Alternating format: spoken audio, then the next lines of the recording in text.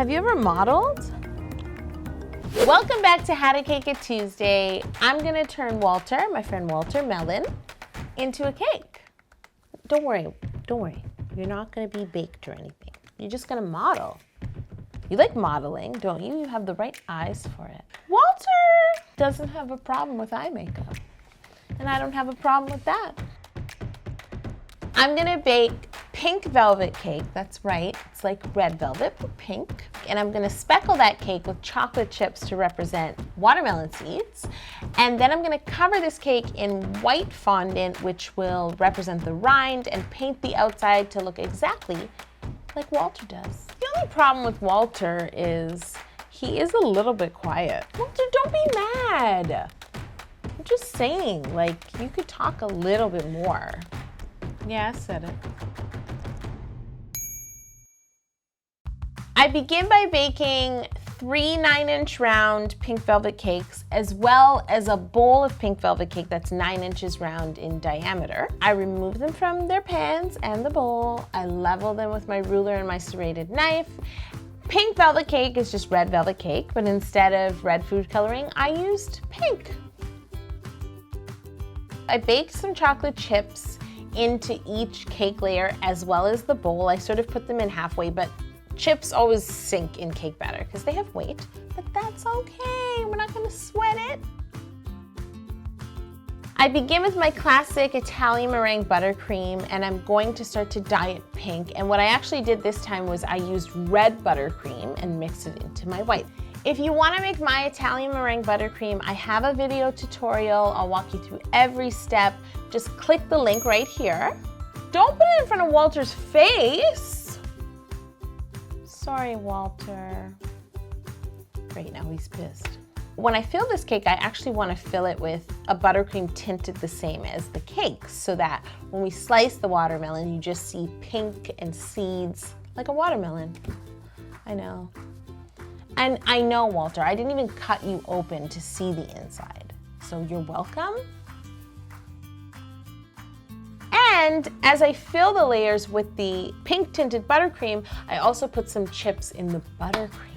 This is a really seedy watermelon. You know those seedy watermelons, right? I know you're seedless, I know, I totally know.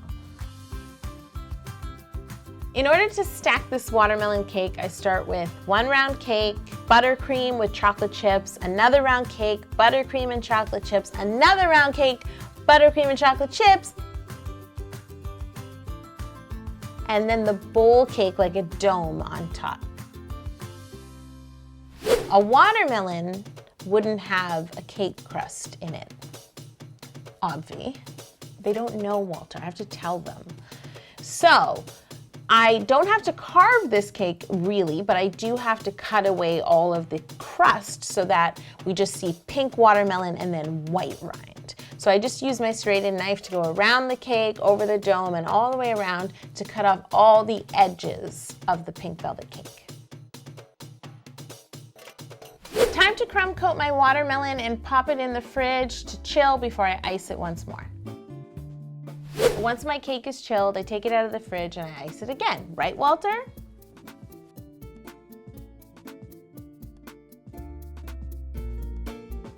I ice it as smoothly as I can, and then it's time for fondant. I roll out my white fondant and cover the cake.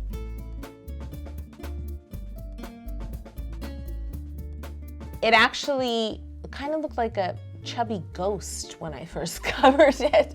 The nice thing about it is it doesn't have edges, so you don't have to worry as much about your fondant cracking or ripping down the sides. It's a nice gradual curve on the cake.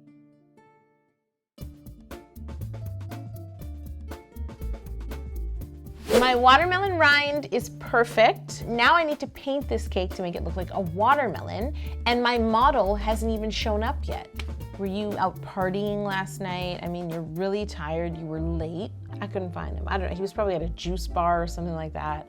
So I called Walter, I had to go pick him up. I finally got Walter in my kitchen. It's time to paint.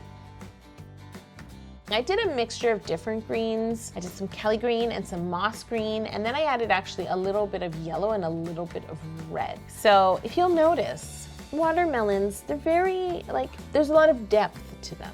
You know, it's not just flat green. It's not. I know, Walter, I know, I'm trying to tell them. So I start by painting this sort of lightest green over here. And I'm sorry, I didn't mean to poke you in the eye. First I paint the lightest coat of green onto the watermelon.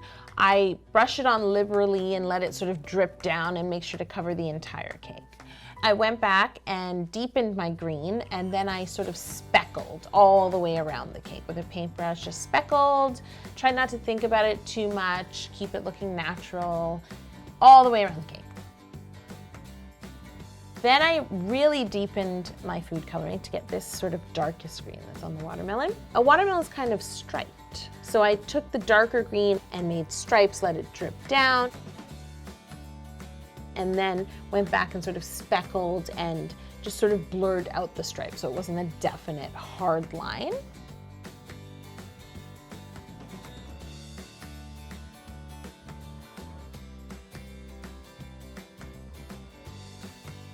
And then I went back with the same dark green and just sort of speckled here and there, just till I thought it looked right. I just kept playing with it until Walter really told me, enough. Once the final coat of paint is on and I'm happy, I'm really gonna let this watermelon dry. Oh, I forgot something. You have to add the little, Walter, can I show them your head? Oh, that's, oops, I guess I made his bottom.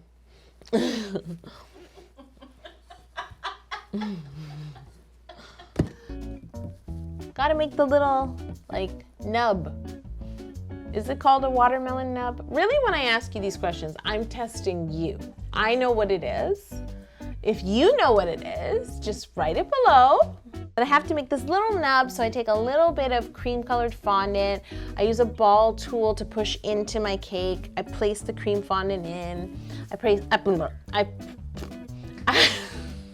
another little piece of fondant on top, and then I just sort of play around with it, adding some texture and pressing it in until I'm happy with the way it looks. And then I painted the little nub with some ivory food coloring and a bit of green food coloring. Oh! I told you it was a nude modeling gig. Don't say I didn't tell you that. My watermelon cake is looking beautiful. I'm so proud of it. I'm gonna just let it dry. And then what do you do with watermelon? You cut it open and you eat it.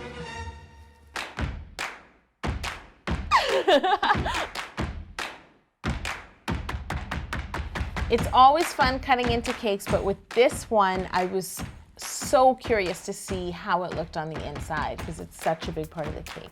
Watermelons are just as beautiful inside as they are out. I slice a big wedge out of this watermelon cake. Oh my God. Chet. Oh my God. I'm so happy to see the pink shade of the cake, the chocolate chips looking like seeds, the white fondant looking exactly like rind with the painted outside, just like a watermelon skin.